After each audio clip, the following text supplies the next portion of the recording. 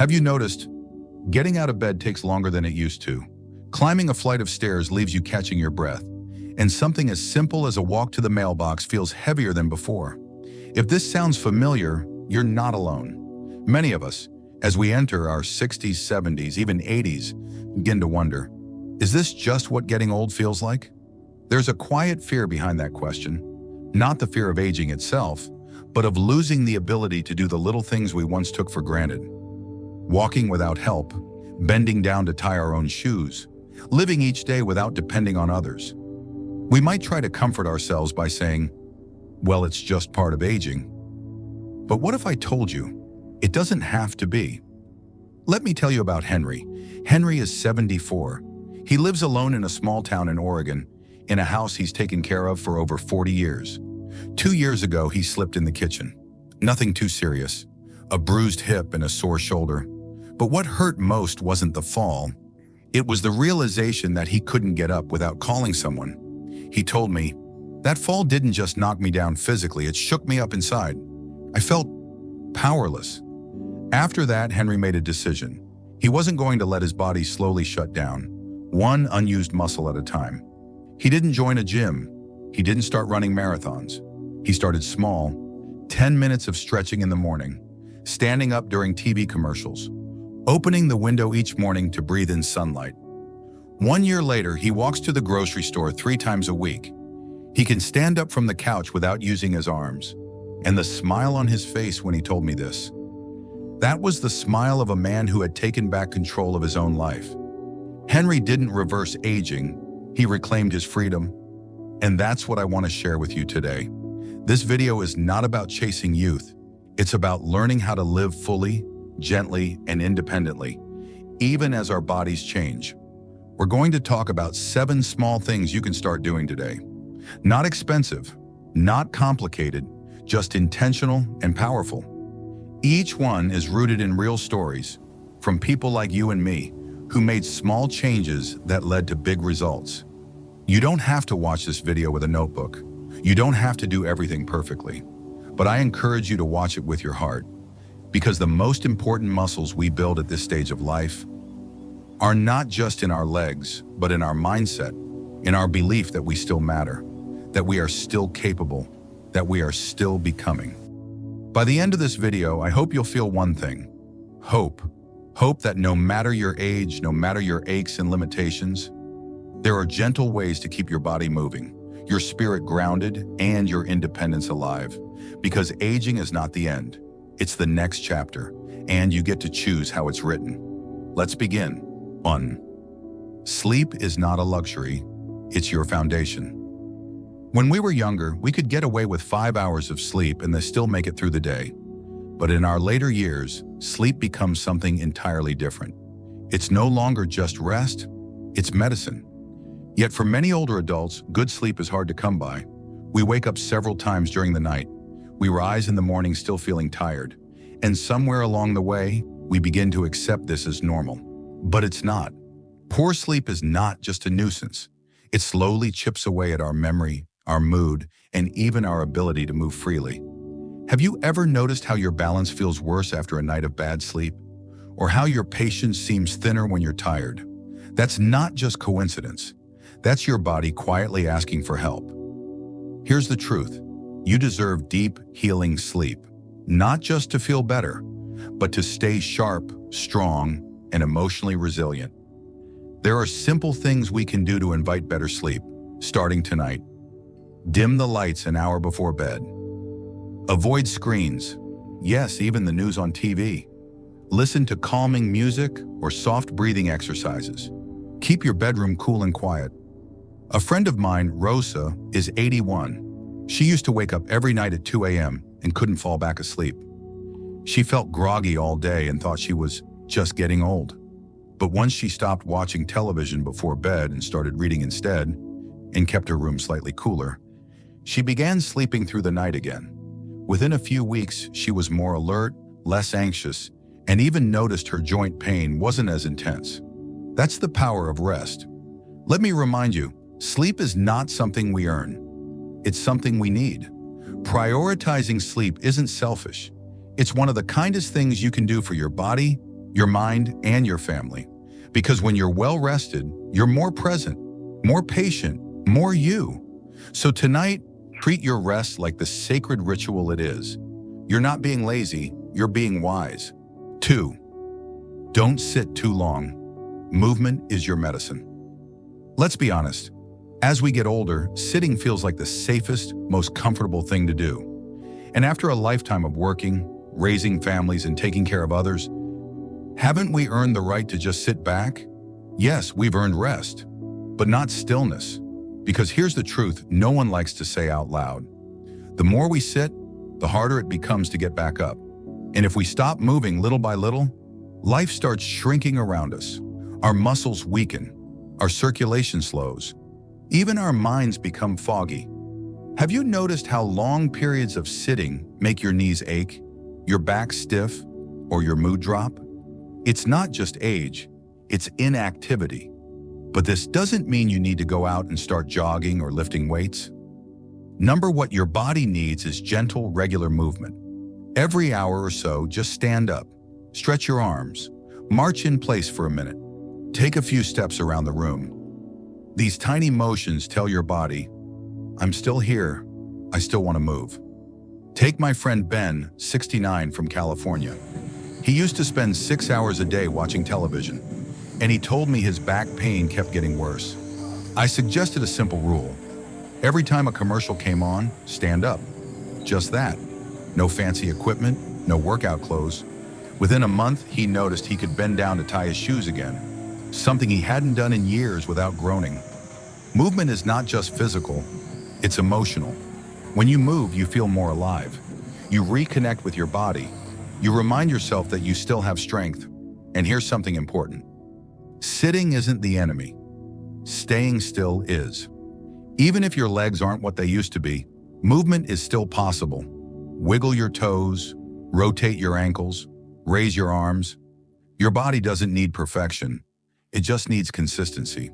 So if you've been sitting for a while, take this as your invitation. Stand up, stretch, walk a few steps. You don't need to climb a mountain. You just need to keep going, because every step you take is a step toward freedom. 3. Sunlight isn't just warmth, it's life. There's something deeply comforting about morning sunlight.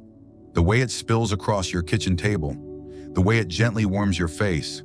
But sunlight isn't just beautiful, it's vital. As we age, our bodies become less efficient at producing vitamin D.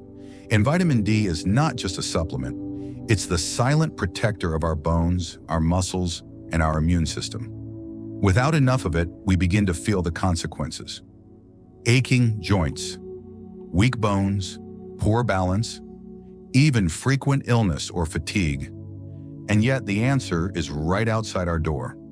Just 10 to 15 minutes of natural sunlight a day can give your body what it's quietly asking for. You don't need a big garden or a trip to the park. You can sit by a window, step onto your porch, stand at the front door and breathe. Let me tell you about Thomas. He's 77 and lives alone in Ohio. After his wife passed, he hardly went outside. He spent most days in dim lighting, barely opening the blinds.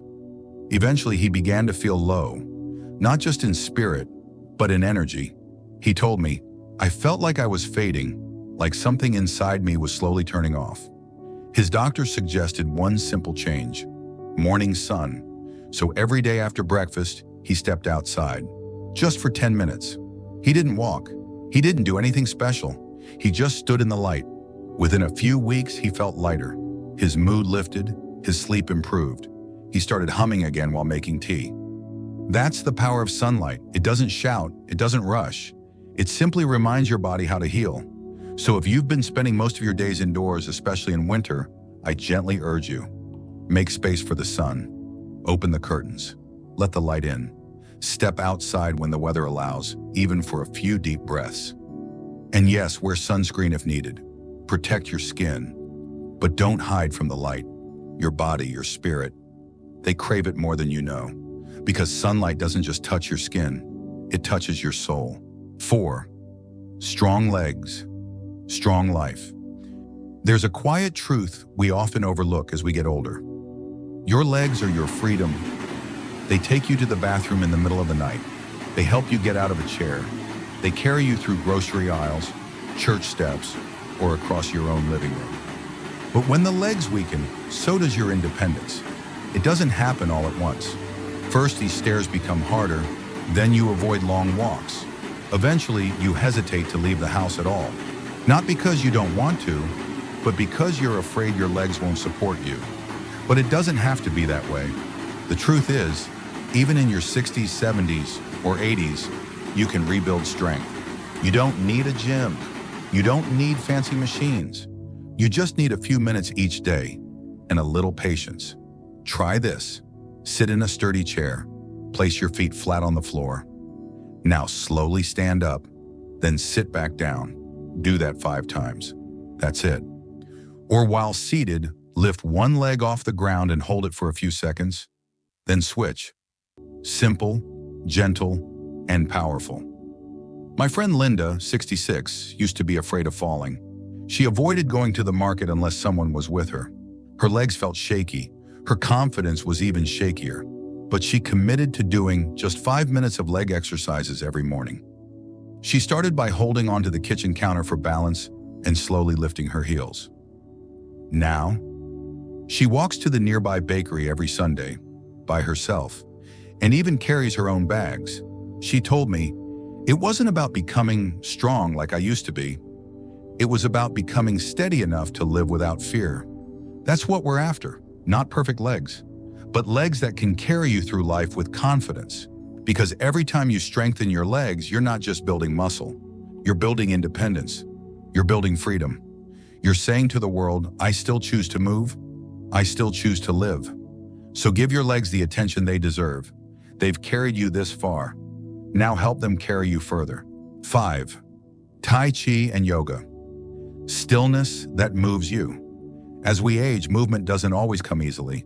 Joints feel stiff, muscles tighten. Even standing up can feel like lifting the weight of the world. But not all movement has to be fast. Some of the most healing motion is slow, gentle, intentional. That's where Tai Chi and yoga come in. They're not just exercise, they're practices of awareness, of balance, of reconnecting with your own body in a calm, graceful way. Now, before you say, that's not for me, I'm not flexible enough, let me stop you. Tai Chi and yoga are not about flexibility. They're about listening to what your body needs and offering it gentle care. You can begin right where you are, sitting in a chair, moving your arms in slow circles, or standing, shifting your weight from one foot to the other, breathing deeply as you move. It's not about doing it right, it's about showing up. Carl, a 72-year-old retired bus driver I know, was diagnosed with early-stage Parkinson's. He felt unsteady, unsure of his steps. He tried a few things, but nothing seemed to help, until his daughter showed him a video of seniors practicing Tai Chi in a park. He laughed and said, "That's too slow for me." But he tried anyway, a few minutes a day, slow movements, deep breaths. After 2 weeks, he told me, "I don't shake as much. I sleep better, and I feel centered." That's the power of mindful movement. It strengthens your body, but also softens your stress. It calms the nervous system, improves balance, and brings clarity to the mind. And the best part? You don't need a mat. You don't need a class. All you need is a quiet corner and a few minutes of your time. You can find beginner-friendly videos online or follow your own rhythm.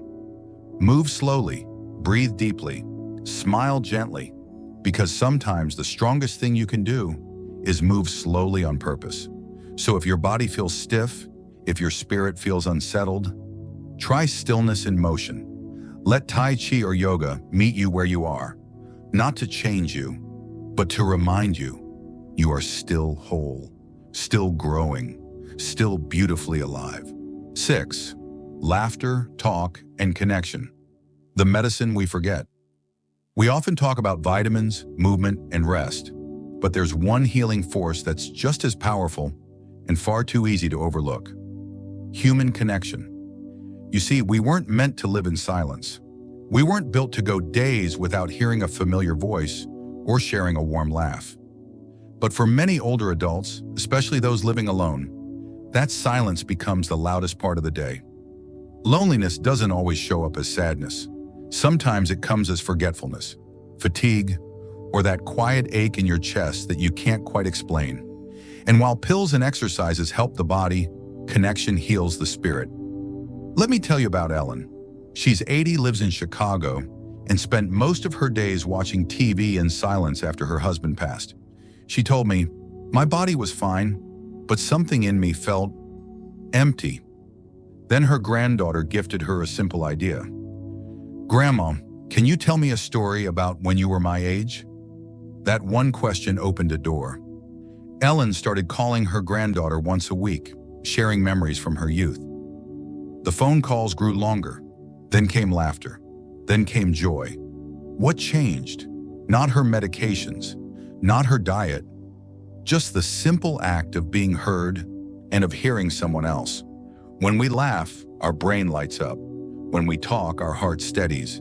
And when we feel connected, we remember that we matter. So here's a gentle invitation. Call someone today. Doesn't have to be long, doesn't have to be deep. Just say, "Hi, I was thinking about you." Better yet, join a local senior group, online or in person. Even commenting on a video, writing a letter, or talking to a neighbor can bring life back into your voice. And if you're the kind who prefers solitude, that's okay. But remember, even a quiet soul needs to be seen, to be heard, to feel part of something. Because laughter is more than noise. It's medicine and conversation. It's a gentle reminder that you're not alone on this journey. So speak, listen, laugh, even just a little. You might be surprised by how much it heals. 7. Clear the clutter, free the heart. There's a quiet weight that builds up over the years. It's not just in the body, it's in the home. In drawers filled with old receipts, in closets packed with clothes we haven't worn in a decade, in boxes of letters, memories, and things we haven't touched, but can't quite let go of. Clutter may seem harmless, but it speaks to the soul. A crowded space can cloud the mind. It can quietly drain our energy, make rest harder, and even stir up feelings we thought we had moved on from. But here's the good news. You don't need to clean the whole house in a day. You don't even need to start big. You just need to begin, gently. Start with one drawer, one shelf, one corner of your kitchen table. And while you tidy, notice how your heart feels. Every item you let go of, every old envelope, every broken trinket, is a tiny act of release, a silent whisper that says, "I don't need to carry this anymore." Let me share a story. Maria is 78 and lost her husband 6 years ago. Since then, she kept his side of the closet untouched, shirts still hanging, shoes still lined up. She told me, "It felt like I was holding on to him, but also holding myself back." One spring morning, she made a decision. She began sorting, not to erase him, but to honor him. She kept a few special pieces, donated the rest to a veteran's home, and then she placed a photo of the two of them on a clean shelf, surrounded by light. "I felt like I could breathe again," she said. Decluttering isn't about getting rid of memories. It's about making space for peace, for clarity, for now. Because the truth is, a calm space creates a calm mind, and a calm mind invites joy. So take your time. No rush, just one small act a day. Maybe it's wiping down your kitchen counter. Maybe it's folding a blanket with care. Maybe it's finally letting go of something that no longer serves you. As we clear our physical space, we often discover that our emotional space begins to lighten too. So here's your gentle reminder. You deserve to live in a home that soothes you, not one that overwhelms you. And every small step you take is a gift to your future self. Because sometimes the path to inner peace starts with simply making room for it. So here we are. 7 simple things. No magic, no pressure, just gentle reminders that you are still in charge of how your story unfolds. You don't need to do them all at once. You don't need to be perfect. You just need to begin and begin again when needed. Sleep better so your body can heal. Sit less so your strength doesn't fade. Step into the sunlight so your spirit can rise. Move your legs so your independence stays with you. Practice stillness, so you remember how to breathe through change.